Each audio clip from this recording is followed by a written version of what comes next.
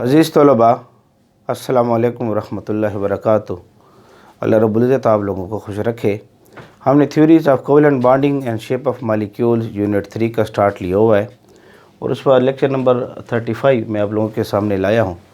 आज का जो टॉपिक जो आपके कोर्स में है, बॉन्ड लेंथ को हम डिस्कस करेंगे। बहुत इंपॉर्टेंट टॉपिक है, शॉर्ट क्वेश्चन के लिहाज से भी इम्पॉर्टेंट है। इसके अलावा इस पर बहुत ज़्यादा MCQs भी आते हैं। MD कैट के लिहाज से है, या ईटा है, या कैट है, या नम्स है, या जहाँ पर भी आप पाकिस्तान के अंदर या दुनिया के अंदर किसी कोने में आप कोई कम्पिटिटिव एग्ज़ाम दे रहे हैं तो ये टॉपिक जो है इस लिहाज से बहुत ज़्यादा इम्पॉर्टेंट है। तो लेक्चर का स्टार्ट लेते हैं। मेरा नाम है ग़ुलाम नबी और आप देख रहे हैं हमारा प्यारा सा खूबसूरत सा चैनल केमिस्ट्री वाला। तो देखें, जो बॉन्ड लेंथ होती है, बॉन्ड लेंथ किसे कहते हैं? बॉन्ड लेंथ जो है दो किस्म के मालिक्यूल्स में हम देखते हैं। होमो एटॉमिक मालिक्यूल्स होते हैं, उसमें भी हम चेक करते हैं, और हेटेरो एटॉमिक मालिक्यूल जो होते हैं उसमें भी हम चेक करते हैं। तो आज डेफिनेशन में हम होमो एटॉमिक मालिक्यूल्स को डिस्कस कर लेंगे, मुख्तसर से लेक्चर हो जाएगा। और हेटेरो एटॉमिक मालिक्यूल यानी डिफरेंट एटम जब आपस में मिल जाएं और मालिक्यूल बनाएं, इसको नेक्स्ट लेक्चर में इंशाल्लाह डिस्कस कर लेंगे। तो बर लेक्चर नंबर 01 है इसके ऊपर। बॉन्ड लेंथ किसे कहते हैं कि आपके पास लेट सपोज ये क्लोरीन Cl2 के मालिक्यूल को हम ले रहे हैं, Cl2 के मालिक्यूल को। अब यहाँ पर जो आपके पास क्लोरीन है, ये क्लोरीन का एटम ले लें और ये भी क्लोरीन का एटम ले लें। अब ये दोनों क्लोरीन के एटम हमारे पास मौजूद हैं, ठीक है।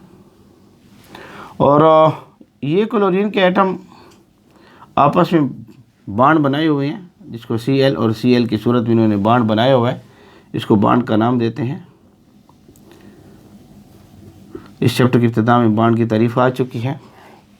The attractive force which bind atom together is known as bond. तो ये कशिश क़ुव्वत जो एटमों को आपस में जोड़े रखे, और ये कशिश क़ुव्वत जो है इस इलेक्ट्रॉन की वजह से पाई जाती है। तो बहरहाल क्या होता है कि ये भी क्लोरीन का एटम है और ये भी क्लोरीन का एटम है। इनके जो न्यूक्लियस हैं, न्यूक्लियस जब ये कोवेलेंट बॉन्ड बना लेते हैं तो इनके न्यूक्लियस के जो फासला है, फासला, ये इनका न्यूक्लियस, इसका न्यूक्लियस है, और ये इस क्लोरीन एटम का न्यूक्लियस है, और ये बॉन्ड कोवेलेंट बॉन्ड है। याद रखें, ये जो बॉन्ड है ये कोवेलेंट बॉन्ड हमारे पास होता है, ठीक है। तो इनके जो न्यूक्लियस के दरमियान का जो फासला है, ये जो डिस्टेंस है, ये जो फासला आपके पास लगा हुआ है, ये जो डिस्टेंस है न्यूक्लियस के दरमियान का जो फासला है, इस डिस्टेंस का कोवेलेंट बॉन्डेड एटम है। दो एटम है, कोवेलेंट बॉन्ड बना रहे हैं, मॉलिक्यूल बन गया है, और उनके न्यूक्लियस के दरमियान का जो फासला है उसका आप मीन ले लें, मीन एवरेज ले लें, ठीक है। ये क्या कहलाएगा? Bond length. ये हमारे पास कहलाएगा बॉन्ड लेंथ। तो सिंपल सी तारीफ आपके सामने मौजूद है बॉन्ड लेंथ की। तो बॉन्ड लेंथ की डिफिनीशन के अल्फाज यहाँ लिख लेते हैं। बॉन्ड लेंथ, बॉन्ड लेंथ, इसकी डिफिनीशन के अल्फाज लिख लेते हैं। बॉन्ड लेंथ की तारीफ़ के अल्फाज, शाबाश नोट करें जल्दी से।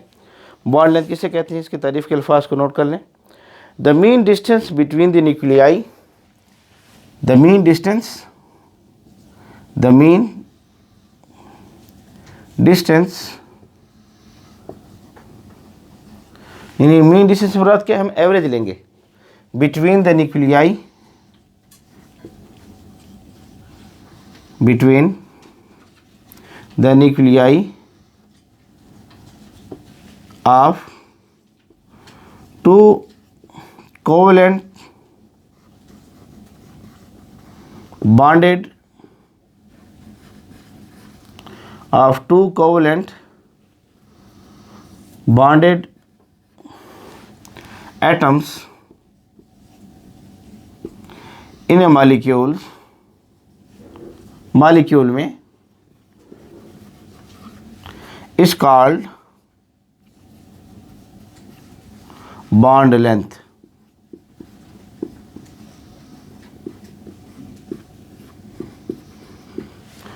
तो आपके पास जो दो बॉन्डेड एटम है, कोवेलेंट बॉन्ड उन्होंने बनाया हुआ है, उसका जो डिस्टेंस ले लें, मीन डिस्टेंस, यानी जो डिस्टेंस आया है उसको 2 पर डिवाइड कर दें तो तब वो क्या कहलाएगी, बॉन्ड लेंथ कहलाएगी एक एटम की। 2 कोवेलेंट बॉन्डेड एटम है ना, उसमें एक एटम की बॉन्ड लेंथ वो कहलाएगी। तो ये बॉन्ड लेंथ की हमारे पास सिंपल सी तारीफ आ रही है। जैसे यहाँ पर जब आपने क्लोरीन के एटम को ले रखा है और क्लोरीन के एटम की अब बॉन्ड लेंथ आप देख रहे हैं कि हमारे पास क्लोरीन के एटम की बॉन्ड लेंथ कितनी आ रही है, तो सिंपल सी बात है कि आप इसकी बॉन्ड लेंथ को चेक करेंगे कि बॉन्ड लेंथ जो है क्लोरीन के एटम की हमारे पास आ रही है 198 पिकोमीटर। 198 पिकोमीटर जो है हमारे पास इसकी बॉन्ड लेंथ आ रही है, 198 पिकोमीटर। ये जो बॉन्ड लेंथ यहाँ पर आ रही है क्लोरीन के एटम की, ये Cl है और ये Cl है, ये आ रही है 198 पिकोमीटर आ रही है हमारे पास बॉन्ड लेंथ। अगर आप इसके एक एटम की बॉन्ड देखना चाहते हैं, ये तो 2 एटम की आ रही है, तो इसको आप मीन करना चाहते हैं तो 2 पर डिवाइड कर दें, 2 पर क्या कर दें, डिवाइड कर दें। तो 198 का हाफ़ करना चाहते हैं आप तो हाफ़ कर लें, ये आ जाएगी बॉन्ड लेंथ। अगर एक एटम की आप देखना चाहते हैं क्लोरीन की एटम की, तो बॉन्ड लेंथ जो इसकी आएगी वो आ जाएगी 99 पिकोमीटर। 99 पिकोमीटर हमारे पास क्या आ जाएगी, बॉन्ड लेंथ हमारे सामने आ जाएगी। तो मतलब है आपने क्या करना है कि 2 बॉन्डेड एटम है ना, 2 बॉन्डेड एटम, उसके जो न्यूक्लियाई का डिस्टेंस है उसका मीन ले लो, तो क्या कहलाएगी, बॉन्ड लेंथ। अब ये 2 एटमों की बॉन्ड लेंथ हो जाएगी 198 पिकोमीटर, और अगर आप इसको मीन ले लें तो एक एटम की बॉन्ड लेंथ आपके सामने क्या आ जाएगी, 99 पिकोमीटर हमारे सामने आ जाएगी। तो ये आसान सा डिफिनीशन है, इसमें ऐसी कोई मुश्किल बात हमारे पास मौजूद नहीं। इस तरीके से आप बॉन्ड लेंथ मुख्तलिफ देखना चाहते हैं, फॉर एग्ज़ाम्पल आप बॉन्ड लेंथ लेना चाहते हैं, फॉर एग्ज़ाम्पल ये क्लोरीन के बाद मिसालें कुछ और ले लें, अब बॉन्ड ले लें हाइड्रोजन के मालिक्यूल की, H2 के मालिक्यूल की बॉन्ड लेंथ ले लें। तो H2 के मालिक्यूल की बॉन्ड ले लें, H और H, इसके दरमियान जो बॉन्ड लेंथ हमारे सामने आ रही है ये ले लें।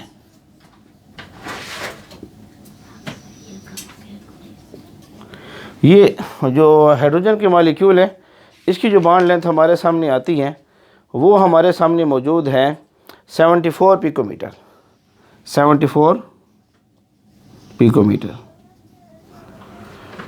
और अगर आप एक एटम की लेना चाहते हैं तो आपके पास इसको 2 पर डिवाइड कर दें, तो ये आपके पास हाइड्रोजन के एक एटम की बॉन्ड लेंथ जो आपके सामने आएगी वो आ जाएगी 37 पिकोमीटर। पिकोमीटर जो यूनिट है बॉन्ड लेंथ का, बॉन्ड लेंथ का हमारे पास पिकोमीटर जो है ये बॉन्ड लेंथ का क्या है, यूनिट हमारे सामने आ रहा है। तो आपके पास जो है बॉन्ड लेंथ की जो है यूनिट आपके पास आ जाएगा पिकोमीटर। तो हमारे पास जो है बॉन्ड लेंथ की तारीफ़ आपके सामने आ चुकी है, और बॉन्ड लेंथ की तारीफ़ के बाद जो है उसकी हमने 2 मिसालों को भी चेक कर लिया है। तो आपके पास जो क्लोरीन के बारे में आ चुका है, एक मिसाल आप मज़ीद ले लें। लेट सपोज़ आप ले रहे हैं इथेन, ETHANE, इथेन ले रहे हैं। इथेन में क्या है कि C2 है, H6 है, इसमें कार्बन और कार्बन के दरमियान बॉन्ड है, और यहाँ पर आ रहा है CH3, यहाँ पर आ रहा है CH3। तो यहाँ इस बॉन्ड लेंथ को आप देखें तो ये जो बॉन्ड लेंथ आ रही है, बॉन्ड लेंथ 154 पिकोमीटर आ रही है। पिकोमीटर का यूनिट ऑफ बॉन्ड लेंथ है। तो अगर आप एक यहाँ कार्बन और कार्बन के दरमियान बॉन्ड लेंथ 154 पिकोमीटर, एक कार्बन लेना चाहते हैं तो 2 पर क्या कर दें, डिवाइड कर दें। तो बॉन्ड लेंथ जो हमारे पास मौजूद है, बॉन्ड लेंथ, तो बॉन्ड लेंथ को तारीफ़ आपके सामने आ चुकी है। कोवेलेंट बॉन्डेड एटम है, उनके दरमियान डिस्टेंस ले लें न्यूक्लियाई के दरमियान, और इस डिस्टेंस को 2 पर क्या कर दें, डिवाइड कर दें। तो ये हमारे पास क्या कहलाएगा, बॉन्ड लेंथ कहलाएगा। तो मीन डिस्टेंस से मुराद हम ये लेते हैं कि 2 पर इसको आप डिवाइड कर लें, तो ये क्या कहलाएगा, मीन डिस्टेंस हमारे पास कहलाएगा। अच्छा, बॉन्ड लेंथ के जो मेन यूनिट्स बॉन्ड लेंथ के हमारे पास इस्तेमाल होते हैं उनको याद कर लें। जो मेन यूनिट्स हैं बॉन्ड लेंथ के, जो यूनिट्स हमारे पास हैं बॉन्ड लेंथ के, MCQs के लिहाज से इम्पॉर्टेंट है। जो बॉन्ड लेंथ है, इसके जो यूनिट्स हैं, एक यूनिट इस्तेमाल होता है पिकोमीटर, एक यूनिट इस्तेमाल होता है एंगस्ट्रॉम, एंगस्ट्रॉम हमारे पास इस्तेमाल होता है, एक यूनिट इस्तेमाल होता है नैनोमीटर। ये 3 इसके यूनिट्स हैं, पिकोमीटर, एंगस्ट्रॉम और नैनोमीटर। MCQs के लिहाज से इसको याद रखें। बॉन्ड लेंथ के हमारे पास ये मेन 3 यूनिट्स जो हैं इसके लिए इस्तेमाल किए जाते हैं। बॉन्ड लेंथ आपको क्लोरीन का पता होना चाहिए MCQs के लिहाज से। बॉन्ड लेंथ जो है कार्बन का दरमियान पता होना चाहिए आपको MCQs के लिहाज से। बॉन्ड लेंथ हाइड्रोजन की आपको पता होना चाहिए MCQs के लिहाज से। ये 2 चीज़ें इंपॉर्टेंट हैं, इसको भी MCQs के लिहाज से यूज़ करें। बॉन्ड लेंथ को मेजर कैसे किया जाता है? बॉन्ड लेंथ को मेजर कैसे किया जाता है? तो इसको मेजर करने के लिए 2 तरीके हैं, उनके नाम आपको आने चाहिए। थोड़े इसको मैं साफ़ करना चाहूँगा, साफ़ करूँ, नोट कर लें, शाबाश। तब तक मैं डस्टर ढूंढ लेता हूँ। ये हमारा डस्टर है, स्क्रीनशॉट ले लें, शाबाश। हमारा डस्टर पड़ा हुआ है, हम इसको ले लेते हैं, स्क्रीनशॉट ले लें, शाबाश, ले लें, ले लें, शाबाश। अच्छा, MCQs के लिहाज से इसकी तारीफ़ तो आपके सामने आ चुकी है। अब बॉन्ड लेंथ को जो है ना मेजर जो कैसे किया जाता है, इसके लिए हमारे पास 2 बड़े तरीके हैं जिससे हम बॉन्ड लेंथ को मेजर करते हैं। यानी जो बॉन्ड लेंथ है इसको जो मेजर किया जाता है, 2 मेन तरीके हैं। एक हमारे पास है एक्स-रेज डिफ्रैक्शन है,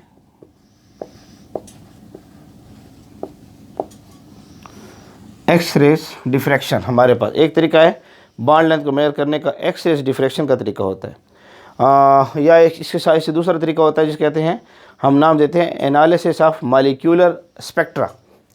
analysis of molecular spectra, analysis of molecular spectra.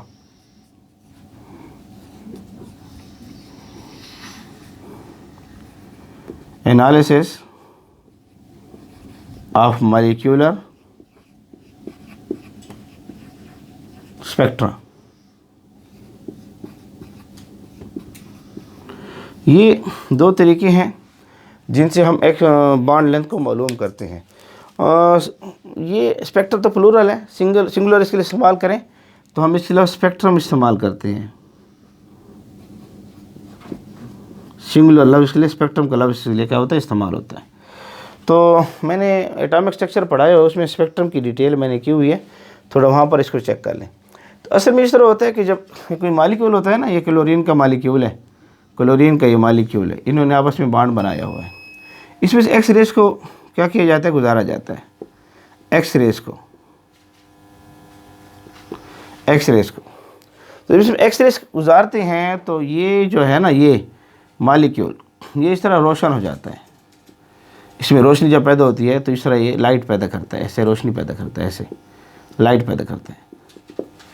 तो जब ये रोशनी पैदा करता है तो इस रोशनी से हम इसके साइज़ को देख लेते हैं कि इनका साइज़ कितना है, और साइज़ के बाद हम देखते हैं कि इनके दरमियान ये फासला कितना आ रहा है, न्यूक्लियस के दरमियान, ये न्यूक्लियस है वो न्यूक्लियस है, इनके दरमियान फासला कितना आ रहा है। तो जब ये इसमें रोशनी पैदा होती है और जब हम देखते हैं कि इनके दरमियान फासला कितना है, तो इस रोशनी से हम इस फासले को मालूम कर लेते हैं, जिसको नाम दिया जाता है बॉन्ड लेंथ का नाम दिया जाता है। और स्पेक्ट्रम के लिहाज से भी हम इस तरह करते हैं कि जब हम बीम ऑफ लाइट जो है, बीम ऑफ लाइट एटमों के दरमियान से मालिक्यूल में से गुजारते हैं। ये मालिक्यूल है और इसमें से हमने बीम ऑफ लाइट को गुजारा है, और बीम ऑफ लाइट को गुजारने के बाद हमने यहाँ पर डिटेक्टर रखा होता है। बरअक्स इसकी डिटेल हमने देखनी है तो हमारे पास चैप्टर है केमिकल एनालिसिस, सेकेंड ईयर की केमिस्ट्री में आखिरी चैप्टर होगा, वहाँ पर इसकी डिटेल आएगी तो इंशाल्लाह तफसील में डिस्कस कर लेंगे। यहाँ पर हम डिटेक्टर रखा होता है, डिटेक्टर, और जब इसमें से हम रेस को गुजारते हैं और इसमें से स्पेक्ट्रम पैदा होता है। स्पेक्ट्रम की डिटेल देखना चाहते हैं तो आप थोड़ा सा एक्सरे इसकी एटॉमिक स्ट्रक्चर तरफ चले जाएँ। और ये डिटेक्टर जब स्पेक्ट्रम हमें बनाकर देता है तो उस स्पेक्ट्रम से हमारे पास इमेजेस पैदा होते हैं, अक्स वगैरह क्या होते हैं, पैदा होते हैं। और उन इमेजेस से हम एटमों के साइज़ को पता कर लेते हैं और साथ में न्यूक्लियस के दरमियान का जो फासला है उसको पता करके इसे क्या नाम देते हैं, बॉन्ड लेंथ का नाम देते हैं। बहरहाल डिटेल आपने लिखनी नहीं है, आपको पता होना चाहिए एमसीक्यूज़ के लिहाज से कि बॉन्ड लेंथ को मेजर कैसे किया जाता है। एक हमारे पास एक्सरे डिफ्रैक्शन है और एक है analysis of molecular spectra. MCQs के लिहाज से ये भी इंपॉर्टेंट है और एमसीक्यूज़ के लिहाज से ये भी इंपॉर्टेंट है। सिर्फ नामों का आपको पता होना चाहिए, डिटेल तो इंशाअल्लाह अज़ीज़ जब सेकंड ईयर की केमिस्ट्री में आखिरी चैप्टर तरफ हम जाएंगे केमिकल एनालिसिस में, वहाँ इंशाअल्लाह इसको तफसीलन डिस्कस कर लेंगे। तो 12 सर 10 इनका नाम आपको आने चाहिए।